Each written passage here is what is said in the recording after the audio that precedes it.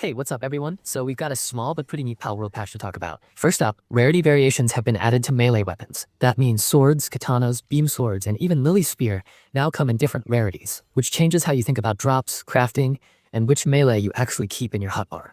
This is a subtle shift, but an important one. Nameless because before this patch, most melee loot felt pretty uniform and a little predictable. Adding rarity gives players a reason to keep looting those weapon caches and to compare slightly different stat rolls on the same weapon type. Players are already reporting changes to swing feel and range in tandem with these rarity tweaks, which makes melee feel a touch more rewarding to hunt for. Now, for the modding crowd, on the Steam side, the developers added a debug mod that effectively allows constant updates to help with mod development. This is a big quality of life win if you create or test mods because it smooths the edit test cycle and reduces friction when you want to iterate quickly on custom content or fixes. Expect modders to start experimenting faster, and that could mean more community content showing up in the workshop sooner rather than later. There's also a clutch set of bug fixes in this patch that fix issues which could be pretty annoying during normal play. For builders, the misaligned display bug that happened when placing Japanese-style buildings in certain configurations has been fixed. So those carefully crafted roofs and layouts that used to render wrong at some angles should now sit cleanly where you put them. Pal placement logic also got a tweak. Pal boxes could be spawned in places that overlapped with certain buildings under specific conditions, and that odd stacking problem is addressed, which is nice for base organization and avoiding visual glitches. On the raid front, there was a particularly weird one where some raid bosses would end up stuck underground and still be able to attack, which was understandably frustrating during coordinated raids. That behavior has been corrected. So bosses respect the battlefield geometry again. Because the update touches multiple platforms, there are platform-specific fixes worth noting.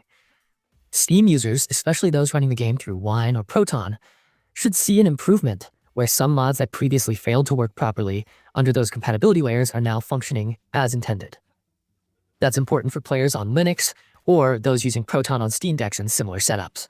And for Xbox One owners, there was an issue causing sustained performance degradation if the game was left open for long stretches. The patch fixes that, which should help folks who keep long survival sessions going or leave a server running. Beyond the major points, the patch includes a slate of smaller bug fixes that tidy up the experience, things that quietly improve reliability and polish, from minor UI quirks to back-end stability tweaks. Patches like this often fly under the radar because they're not full of flashy content additions, but they matter because they make the normal loop of playing, building, and modding feel smoother.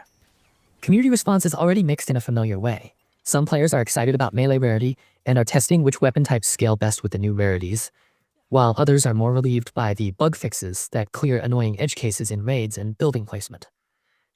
There are discussion threads showing people testing katana recovery frames, beam sword range, and the perceived feel differences between rarity tiers, so expect experimentation and meta talk to continue over the next few days. If you're someone who cares about the nitty-gritty of weapon balance, like the Melee Rarity Edition means you'll want to reevaluate your inventory management and whether a new drop is worth a swap. If you're a base builder, the Japanese-style building alignment fix and the PAL box placement fix will save you some frustration and cosmetic cleanups. And if you mod or run the game on non-standard setups, the Steam Debug Mod and Wine Proton fixes will make development and compatibility testing much less of a headache. This patch is the kind of maintenance update that quietly nudges the game toward a cleaner, more consistent experience, while also opening a few doors for the modding scene and loot-driven melee variety. Overall, nothing here overturns the game's core systems, but the combination of weapon rarity, mod-focused tooling, and cross-platform bug fixes shows the devs are thinking both about empowerment for creators and about smoothing real player pain points.